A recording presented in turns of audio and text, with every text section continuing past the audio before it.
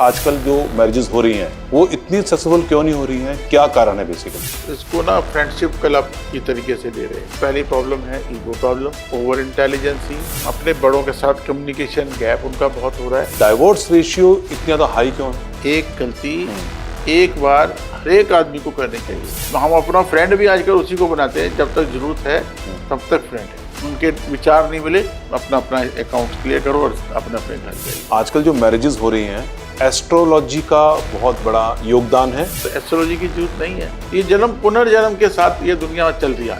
आप उस पर विश्वास मत कीजिए, आप वो चीज देखिए जो आपके दिमाग से चलती है। आपने इतने सारे रिश्ते कराए हैं, आपकी जो एक सक्सेस रेशियो है वो कितना है? रिश्ते तो बनाता है करतार, पर धरती पे माध्यम है अवतार। What the God does for the best. जो हमारी सोल करेगी हमारे लिए अच्छा करेगी। जाकी रही भावना जैसी, ता हर मूरत देखी वैसी।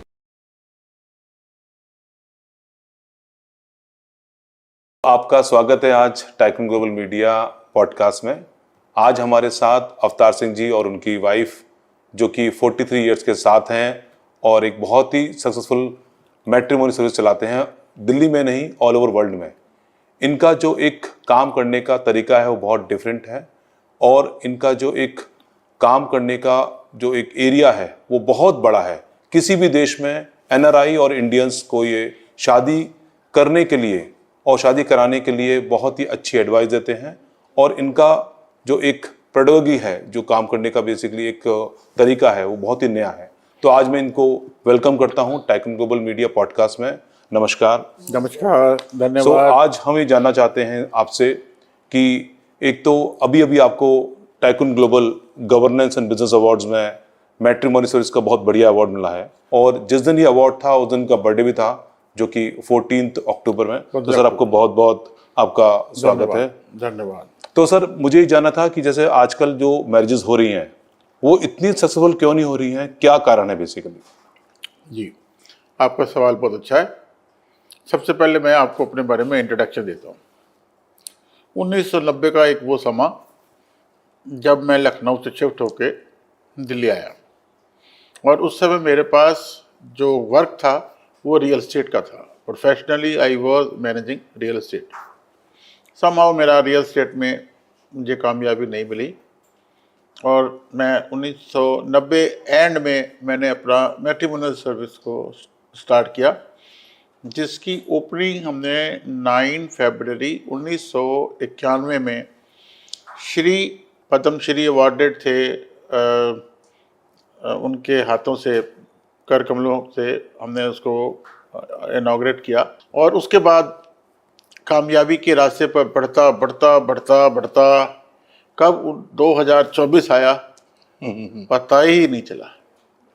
सो मेरी ज़िंदगी का एक जो स्लोगन था वो ये था कि एक्सपोजर देन एक्सपेरिमेंट, और कब ये एक्सपीरियंस में बदल गया मुझको खुद नहीं पता, लेकिन मुझे अपने प्रभु पे भरोसा है कि उन्होंने मेरा जो समा है, जो मेरा तजुर्बा है, ना होने के बावजूद भी मुझे बहुत कामयाबी मिली और इतनी कामयाबी मिली कि मैं आज हिंदुस्तान नहीं पूरे वर्ल्ड में इंडियंस और एनआरआई फैमिलीज के साथ जुड़ गया और मुझे बहुत सक्सेस परमात्मा ने दी। मैं उसका शुक्रगुजार हूँ। धन्यवाद। ये तो मेरा इंट्रोडक्शन बिगिनिंग था। उसके बाद मैंने तजुर्बा करते करते अपने लाइफ के तजुर्बे को भी अपने प्रोफेशन में जोड़ दिया, जिसमें मैं और मेरी पत्नी, हमारी शादी को 43 ईयर्स कंप्लीट हो गए। तो मैं सामने वाले को ये फ़ख्र के साथ कह सकता हूँ कि सर हमारी जोड़ी भी कामयाब जोड़ी है। हमारे बच्चे आज बहुत कामयाब हैं और अपने लाइफ में अच्छी जीवन व्यतीत कर रहे हैं। ये तो भगवान की कृपा के बिना तो कुछ होता ही नहीं, सबसे बात, क्योंकि मेरा ये जो ब्लाइंड बिलीव है कि what the God does for the best. तो संजीव साहब, मैं आपको ये बताना चाह रहा था कि कामयाबी देने के लिए खुद का कामयाब होना बहुत जरूरी है। लाइफ में बहुत सारे संघर्ष भी आए, लेकिन संघर्ष से पीछे नहीं हटा, उससे तजुर्बा मिला। और मैं तो ये कहता हूँ कि संघर्ष ही तजुर्बा है। अगर संघर्ष नहीं होते तो शायद इतना तजुर्बा नहीं बन पाता। तो अवतार सिंह जी, ये बताइए कि इतने संसाधन होने के बावजूद, इतनी सुविधाएं होने के बावजूद आजकल युवक युवती के जो रिलेशन हैं वो सफल क्यों नहीं हो पा रहे हैं? देखो जी, आज से 40 साल पहले अगर हम आपको ले चले तो उस समय इतने साधन नहीं थे, ना ही इतनी मैट्रिमोनियल एजेंसियां होती थी, ना ही उस समय पुराने बुजुर्ग होते थे जो कोई नाई से रिश्ते कराता था, कोई पंडित जी से रिश्ते करवाता था। फिर धीरे धीरे वक्त आया, समाज तरक्की की तरफ बढ़ा, प्रोफेशनलिज्म स्टार्ट हुआ, तो उस समय फिर ये मैट्रिमोनियल सर्विस हमने 91 में स्टार्ट की। उस समय लोग इसको समझते नहीं थे। आज ये ऐसी लाइन बन गई कि आज इस लाइन को फॉलो करके बहुत सारे लोग अपना बिजनेस, अपना प्रोफेशनल कैरियर बना रहे हैं। ठीक है, तो मेरा जो पर्पस था वो ये था कि भाई मेरा भी भला हो और लोगों का भी लाभ हो। मेरा भी लाभ हो, लोगों का भी भला हो, क्योंकि भला और लाभ एक ही शब्द है। नहीं, अगर हम भले को रिवर्स करें तो लाभ होता है, जी, जी, जी। और लाभ को रिवर्स करें तो भला होता जी, है। जी। तो जिंदगी में जिसने भला करने की कोशिश करी उस सब का लाभ हुआ, चाहे वो कोई भी लाइन, चाहे प्रोफेशनलिज्म हो, चाहे इंडस्ट्री की बात हो, चाहे सर्विस की बात हो, जहां पे भी हम किसी का भला सोचते हैं वहां पे हमारा लाभ अपने आप हो जाता है। जी जी जी, बिल्कुल सही कह रहे हैं आप। ठीक है जी। जी। सो पहले तो ये कामयाबी हुई। तो जब हमने अपना ये मैट्रिमोनियल सर्विस स्टार्ट की तो हमने अपना एक स्लोगन दिया, और अपने टाइम का वो बहुत हिट स्लोगन हुआ। उसका था, रिश्ते तो बनाता है करतार, रिश्ते तो बनाता है करतार, पर धरती पे माध्यम है अवतार। बहुत बढ़िया, शानदार, है ना। मतलब हम अपने आप को सिर्फ माध्यम श्रेणी में रखे जी जी जी कि हम मध्यस्थता करते हैं दो परिवारों के बीच, और आज हमारे जो रिश्ते करीब 1500 से ज़्यादा हो चुके, और सब भगवान जी की कृपा से कामयाब हैं, और सब अपनी अपनी लाइफ अच्छी तरीके से लीड कर रहे हैं। सर, संसाधन बहुत सारे होने के बावजूद भी शादियां सफल क्यों नहीं हो पा रही हैं?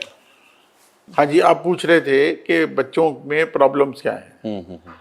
तो बच्चों में सबसे पहली प्रॉब्लम है ईगो प्रॉब्लम, दूसरी प्रॉब्लम है ओवर इंटेलिजेंसी, तीसरी प्रॉब्लम है अपने बड़ों के साथ कम्युनिकेशन गैप उनका बहुत हो रहा है, बड़ों की राय से उनकी राय नहीं मैच करती, चौथा वो इसको ना फ्रेंडशिप क्लब की तरीके से ले रहे हैं। हमारे यहाँ आज की डेट में जितनी भी कंपनियां बन गई हैं, जितनी भी ऑनलाइन सर्विसेज मिल गए हैं, वो सब, चाहे उस पर शादी.com का नाम ले लें, चाहे जीवनसाथी.com का नाम ले लें, उन्होंने इसको ना फ्रेंडशिप क्लब की शक्ल में बना दिया कि 6-6 महीने, साल बच्चे एक से बात करते हैं, जब बोर होते हैं तो दूसरे से बात करना स्टार्ट कर देते हैं, तो फाइनल डिसीजन नहीं बन पाता। तो अवतार जी, जैसे मान लीजिए शादी हो भी जाती है तो डाइवोर्स रेशियो इतनी ज्यादा हाई क्यों है? नहीं, डिवोर्स, पहले तो डिवोर्स का मतलब समझना होगा। सर, डिवोर्स है क्या?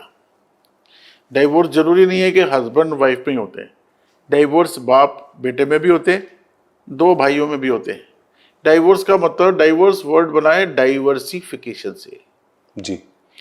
डाइवर्सिफिकेशन का मतलब ये होता है कि दो बंदे एक कार में सफर कर रहे, आगे टी रोड पे आया और दोनों की गुत्थम गुत्था विचार नहीं मैच कर रहे थे, आपस में टकरार बढ़ रही थी, तो उन्होंने एक गाड़ी रोकी, एक लेफ्ट को उतर के निकल गया, एक राइट को चला गया। इसको कहते हैं डाइवर्सिफिकेशन। भाई ऐसे ही दो भाई एक माँ बाप के घर पैदा हुए, एक उम्र आई, उनके विचार नहीं मिले, डायरेक्शन बदल गया, और एक लेफ्ट को चला गया, एक राइट को चला गया, डाइवोर्स हो गए। डाइवोर्स का मतलब दो सेपरेट रास्ते दोनों ने अलग अलग चुन लिए। अभी डाइवोर्स को हमने लीगल दे दिया हस्बैंड वाइफ को। दो भाई अलग होते, डाइवोर्स हुए तो कोई लीगल प्रॉब्लम नहीं है, क्योंकि प्रॉपर्टी डिस्प्यूट अगर है तो सेटलमेंट या तो कोर्ट के थ्रू हो जाएगी या घर बैठ के हो जाएगी। और अगर, लेकिन हस्बैंड वाइफ में लीगल फॉर्मेलिटीज ज्यादा आ गई, जिसकी वजह से ये कॉम्प्लिकेटेड हो गया। जी। अगर बाहर की कंट्री के तरीके से यहाँ भी डाइवोर्स को लिया जाता कि यस इट इज ओके, साथ में रह लेते, अगर कोई प्रॉब्लम है तो अपना अपना अकाउंट क्लियर करो और अपने अपने घर जाइए, है ना। ये वहाँ पे शोर नहीं बचता, ना ही वहाँ पे लड़ाई झगड़े होते हैं, ना इतने लंबे लंबे कोर्ट के अंदर केसेस चलते हैं।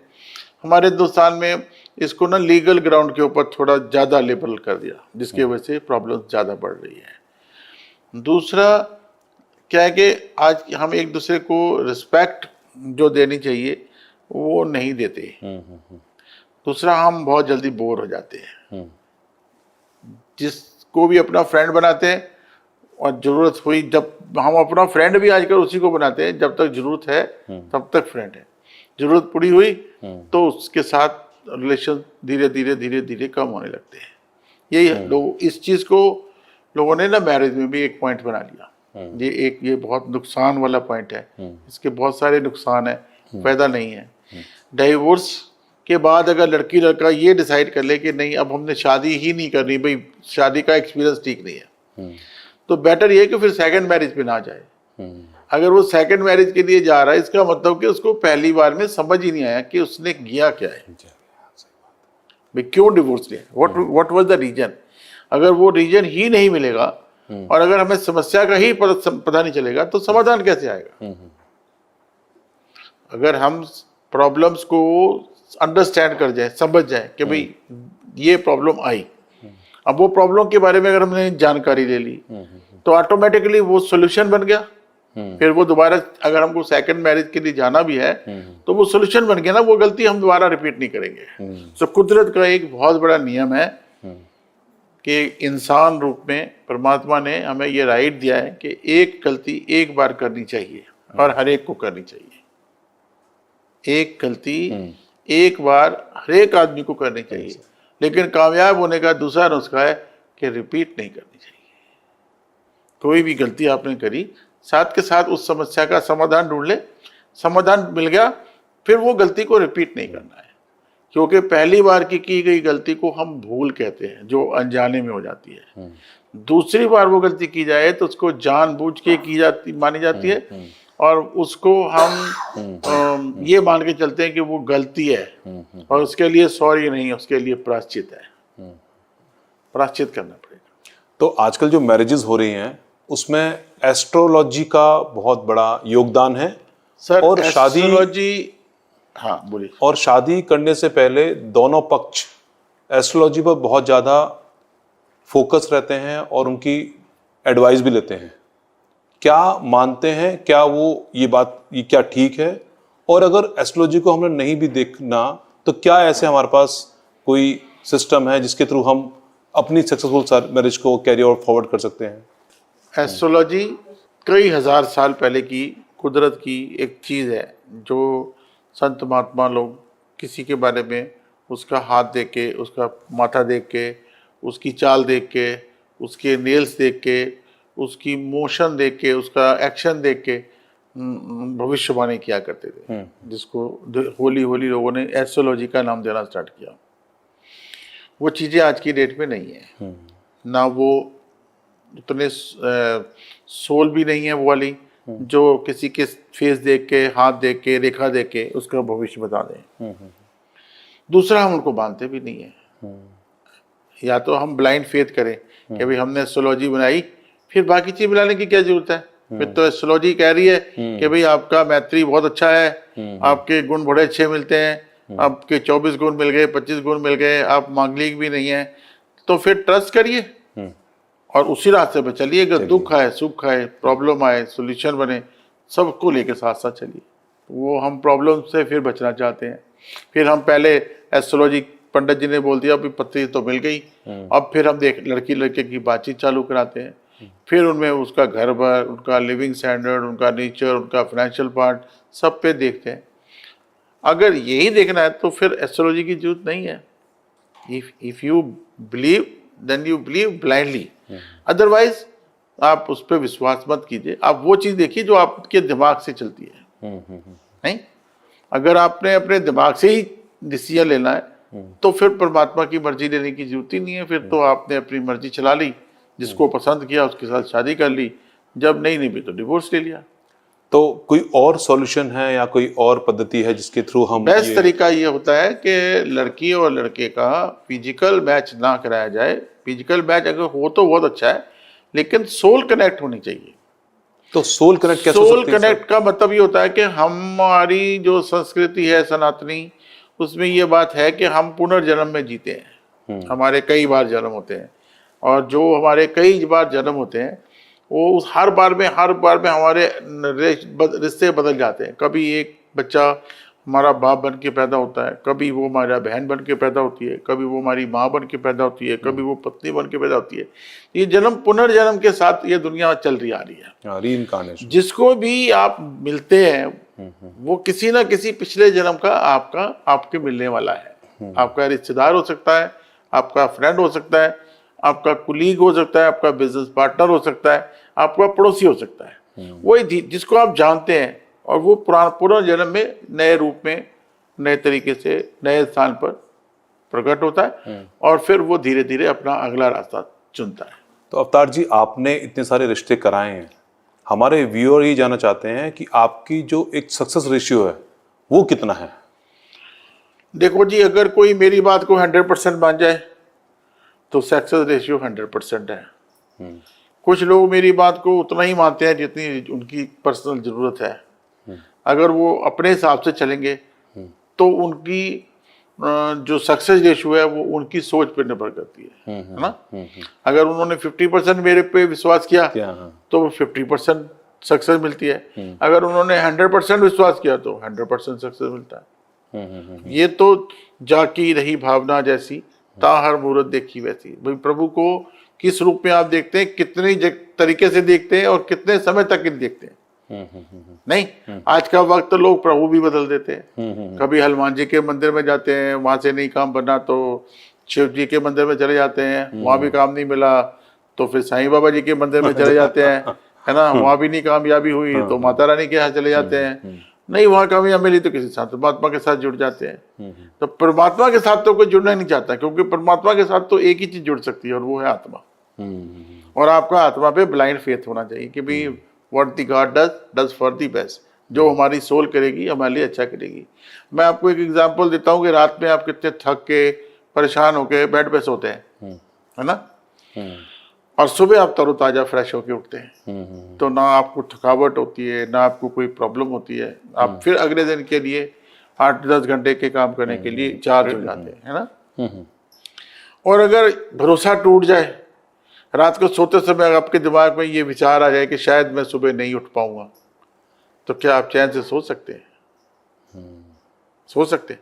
नहीं। इसी तरीके से शादी करते समय अगर आपके मन में ये विचार हो गया कि क्या पता कामयाबी मिलेगी कि नहीं मिलेगी, तो भी रास्ता जो है ना वो गलत हो जाएगा। आपको कुछ भी करना है, शादी करनी है, व्यापार करना है, रिश्ते बनाने हैं, उसके लिए आपको ब्लाइंड फेथ करना पड़ेगा परमात्मा पे कि वो भगवान जी जो आप करेंगे वो हमारे लिए अच्छा होगा। हम मान के चलते हैं कि वो अच्छा ही है। अगर ये आप अपने दिल दिमाग से इसको मानेंगे तो भगवान किसी की जिंदगी में प्रॉब्लम नहीं पैदा करते। तो लेते हैं आपकी खुद की शादी का एक्सपीरियंस। 43 इयर्स हो चुके हैं जी। तो आपके पास ऐसे 3-4 चीजें क्या है हमारे यूथ को बताने के लिए जिसमें वो विश्वास करके आपकी जैसे मैरिज को भी वो सबसे बड़ी बात यह है कि ना एक सबसे लास्ट वर्ड है वो ये है कि high speed car without brake. आजकल के जो बच्चों का सबसे बड़ा माइनस पॉइंट ये है कि वो बहुत तेज चलना चाहते हैं और कार में उनके ब्रेक नहीं है, तो एक्सीडेंट होएंगे। समझिए, अगर वो अपनी कार की स्पीड के साथ साथ ब्रेक का भी इस्तेमाल करें और दिल दिमाग का इस्तेमाल करें तो कोई प्रॉब्लम नहीं है। फिर उनके रिश्ते भी कामयाब होंगे, उनकी लाइफ भी कामयाब रहेगी, उनका जीवन भी कामयाब रहेगा। आपने इतने सारे रिश्ते कराए हैं, इंडिया में कराए हैं, बाहर भी कराए हैं, किस तरह के चैलेंजेस आप जनरली फेस करते हैं यूथ से? शादी की भावना जब मन में उठती है वो तो उम्र के हिसाब से 21 साल 20 साल तक बच्चा जवान हो जाता है। अगर हम उसको शादी को 4 तरीके से हमारी जरूरत है। एक हमारा वंश चलता है, एक हमारी सेक्सुअल फिजिकल रिक्वायरमेंट्स पूरी होती है, तीसरा हम जिम्मेवारी लेते हैं। जिम्मेवारी आई से वी बनता है। अभी हिंदू संस्कृति में शादी को क्या बोलते हैं? शादी को बोलते हैं विवाह संस्कार। जी जी जी। और ये हमारे यहाँ 4 संस्कार हैं। एक जीवन का संस्कार है, जब बच्चा पैदा होता है तो उसका जीवन संस्कार बोलते हैं। एक जब बच्चा समाप्ति पे जाता है तो उसको मृत्यु संस्कार बोलते हैं। एक उसका विवाह संस्कार है और एक उसका जो है वो बच्चों के प्रति जो जिम्मेवारी है उसको पूरा करने का संस्कार माना जाता है। ठीक है, तो जो संस्कार क्या, विवाह का मतलब हमारे यहाँ होते हैं विवाह संपन्न हुआ, विवाह प्रारंभ हुआ। जब हम देखा दिखाई करते हैं और उसको हाँ करते हैं तो उसको विवाह प्रारंभ हुआ। और एक दिन जब वेदी के ऊपर बैठ के हम लावा वो लेते हैं, वेदी पे जब हम चक्कर का 7 चक्कर लेते हैं तो उसको बोलते हैं जी, लास्ट में पंडित जी बोलते हैं जी विवाह संपन्न हुआ। तो विवाह का को हम 2 शब्दों में जोड़ते हैं, वी और वाह। आई से वी बनते हैं, आई से वी बनते हैं ना, हस्बैंड वाइफ, जी आई से वी बनते हैं। और वी में जब वाह वाह होती है, लोग कहते हैं भाई वाह कामयाब जोड़ी है, और वो जब कामयाब हो जाते तो वी वाह हो जाता है। ठीक है ना, जी। मतलब आई से वी बने और वी में कामयाबी मिली तो वी वाह हो गया, वाह वाह वाह वाह वाह हो गई, वी कामयाब हो गया। फिर ना लोगों के दिमाग में डाइवोर्स वर्ड तो तब आता है जब रिश्ते ब्रेक होते हैं। अदरवाइज सब ये मान के चलते हैं कि रिश्ते हुए हैं, अब हमारे बच्चे होंगे, फिर बच्चों के शादियां होंगी, फिर हमारी शादी की 50वीं एनिवर्सरी, क्योंकि हिंदुस्तान के अंदर शादी की का मतलब है कि 50th एनिवर्सरी एक सपना होता है हर एक आदमी का। बहुत अच्छी बात है ना। ये 2 साल 4 साल 5 साल 10 साल 20 साल का कोई टाइम कॉन्ट्रैक्ट नहीं है, it's a contract for the whole life. ये भाई जिंदगी के आखिरी दिन तक हम जो है वो साथ रहेंगे, है ना। एक बात और पूछनी थी मैंने आपसे कि जैसे जो पाश्चात्य शैली इंडिया में आ चुकी है जी, जिसमें कि लड़की लड़कियां आजकल लिव इन रिलेशनशिप में रहते हैं, क्या वो रहना चाहिए और वो रहना नहीं चाहिए, तो इससे विवाह में कितना देखो सर, दिक्कत होती है? लिविंग रिलेशन संजीव जी अलग चीज है। हमारे यहाँ तो हमारे यहाँ तो देखा जाए तो ये शब्द इस्तेमाल ही नहीं होते। डिवोर्स का वर्ड हमारे यहाँ ये पाश्चात्य सभ्यता है। हमारे हिंदुस्तान में हाँ, पति की या पत्नी की किसी की डेथ हो गई, हमारे यहाँ विधवा तक तो जायज वर्ड था। डाइवोर्स जो विवाह विच्छेद जो है ये ठीक नहीं था। ये पाश्चात्य सभ्यता है, उनकी सभ्यता है कि वो आज मैरिज करी, कल डिवोर्स किया, परसों फिर दूसरी मैरिज करी, चौथे दिन फिर डिवोर्स किया। वो गलत परंपरा है, वो हमारी संस्कृति को सूट नहीं करती। अगर हम उसको अपनी जिंदगी में लेके आएंगे तो हमारे साथ भी वही होगा जो पाश्चात्य में हो रहा है। हमें अपना कल्चर क्या है कि हम अपना कल्चर छोड़ते जा रहे हैं और सामने वाले का कल्चर एक्सेप्ट नहीं कर रहे, है ना। हम ये तो कहते हैं कि भाई हमारा शादी हो जाए, लेकिन हम ये कभी नहीं सोचते कि ये कामयाब कैसे हो। अगर हम ये सोच लें कि कामयाब कैसे होगी तो झगड़े तो भाई भाई में भी होते हैं, बहन भाई में भी होते हैं, माँ बेटी में भी होते हैं, माँ बाप में भी होते हैं। तो इसका मतलब ये तो नहीं कि रिश्ता छोड़ के बंदा एक साइड हो जाए, है ना। झगड़े होंगे, झगड़े की का एंड भी होएगा और झगड़े कम टाइम के लिए रहने चाहिए, है ना। अगर समस्या आई है तो समाधान जितनी जल्दी मिलेगा उतनी जल्दी आगे फिर रास्ता खुल जाता है। तो अवतार जी, ऐसे बहुत सारे दर्शक हैं जो विभिन्न देशों में हैं, तो अगर उनको आपसे कांटेक्ट करना है तो वो कैसे कर सकते हैं? क्या कोई मेल आईडी है, वेबसाइट है, हमारे पास आज की डेट में सोशल मीडिया, आज की डेट पे बड़ी बड़ी मैगजीन्स पे ऐड, मेरी टीवी वगैरह पे भी काफ़ी ऐड चलती हैं, होर्डिंग्स वगैरह भी लगते हैं, और माउथ टू माउथ भी, क्योंकि हम ये मानते हैं कि satisfied customer is the best publicity. Yes. क्योंकि मुझे 33 साल हो गए हैं, मेरा सर्कल ग्रो कर गया कि अब मुझे हर एक बंदा जो मुझे मिलता है वो अपने 10 कॉन्टैक्ट से मेरे को मिलवाता है, और हम उनके घरों का, बच्चों का डाटा इकट्ठा करते हैं, उनको अपने सिस्टम पे डालते हैं, टेक्नोलॉजी का इस्तेमाल करते हैं, और जो मैनुअल काम पे हम पहले मैचिंग करते थे आज वो सारा हमारे कंप्यूटर्स टेक्नोलॉजी पे करते हैं, कंप्यूटर सॉफ्टवेयर लगे हुए हैं, उनके हम मैच कराते हैं। और हमारे ये है कि भाई हम पर्सनली उनसे मिलने के लिए जाते हैं और फिर एसेस करते हैं कि जो उनका प्रोफाइल बनी है उसमें कितना सच्चाई है, कितना मोनोपुलेशन है। जितना मोनोपुलेशन पार्ट है उसको अलग करके, हाँ, 10 में से 8 गुण मिलने चाहिए। अच्छा, 10 में से 10, अगर जैसे एक्सपेक्टेशन 10 पॉइंट की है तो 6, 7, 8 मिलने चाहिए। 6 को हम एवरेज मैरिज बोलते हैं, 7 को थोड़ा और अच्छी मान लीजिए, और 8 को 100% मान के चलते हैं, क्योंकि 9 और 10 बहुत मुश्किल से, कभी कोई 10,000 शादियों में 1-2 ऐसी शादियां होती हैं जो 10 में से 10 गुण मिलते हैं, जो बाई बर्थ लव होते हैं। इसको हम ये कहते हैं कि बच्चे दो बचपन से ही एक साथ चल रहे हैं और उनके विचार भी मिलते हैं एक दूसरे के प्रति। अभी टीवी सीरियल पे 2 बच्चों का अफेक्शन दिखाया था, शायद देखा होगा आपने, कि भाई एक छोटी सी लड़की वो कहती कि मैं इस लड़के को देखती हूँ तो मुझे बहुत सुकून मिलता है। अच्छा। और ये जब ये नहीं दिखता मुझे तो मैं रोने लगती हूँ, जिसके बिना मैं नहीं जी सकती। कि सैटरडे को जो बच्चों का आजकल टैलेंट ऑफ चिल्ड जो बच्चों का जो प्रोग्राम आता है, तो उसमें मैं ये सीरियल देख रहा था।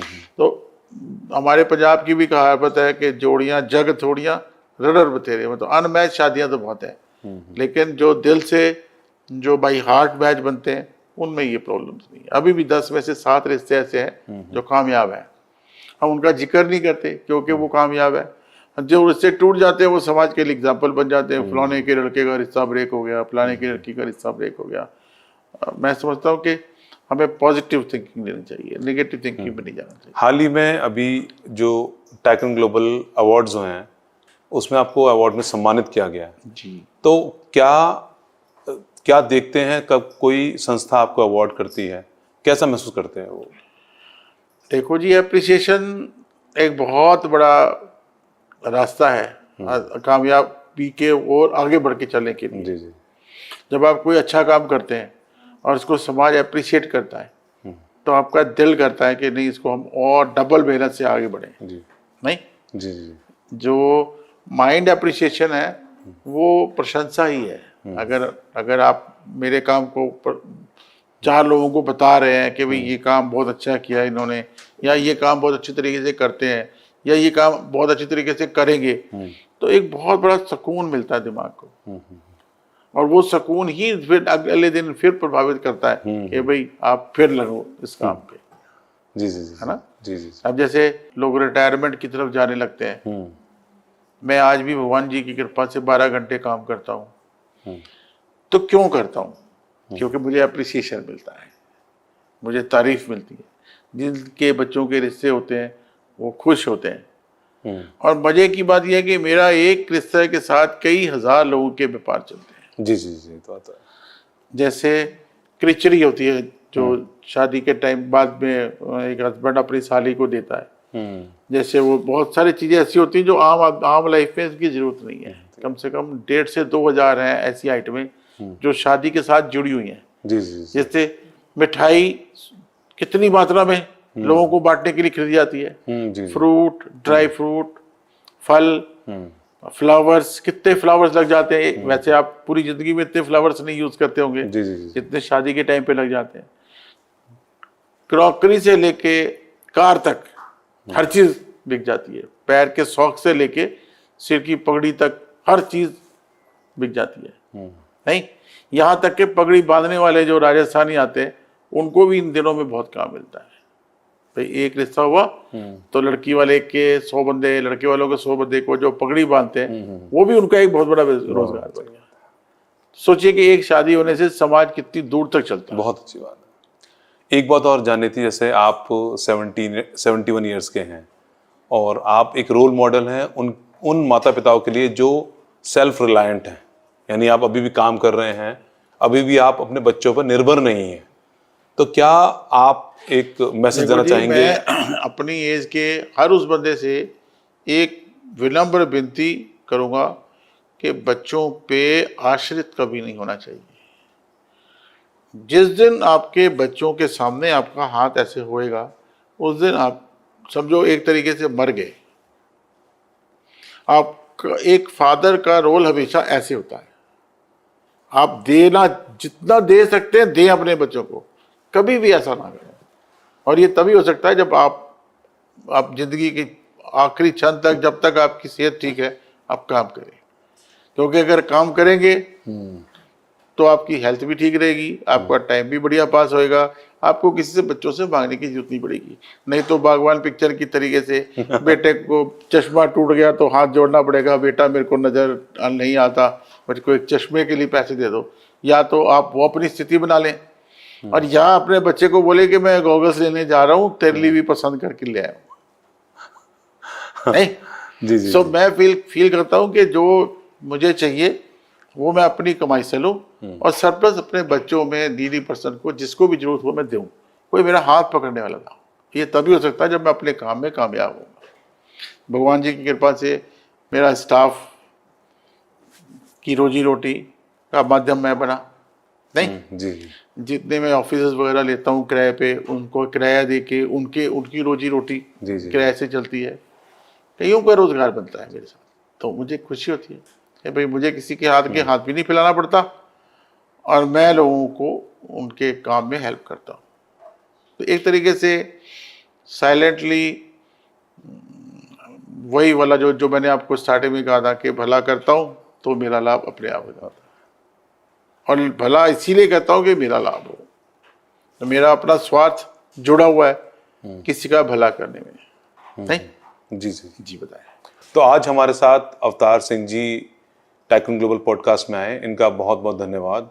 और हम आशा करते हैं कि ऐसे ही वो मैट्रिमोनी सर्विसेज और रियल एस्टेट का व्यापार इंडिया में नहीं बाहर भी बहुत उच्च स्तर पर करेंगे। और thank you very much sir for coming and thank you very much. मैं एक बार आपको और बताऊंगा कि मेरी कामयाबी के पीछे मेरी पत्नी का 200% हाथ है। अगर ये मेरे साथ नहीं होती तो शायद मैं इतना कामयाब नहीं होता।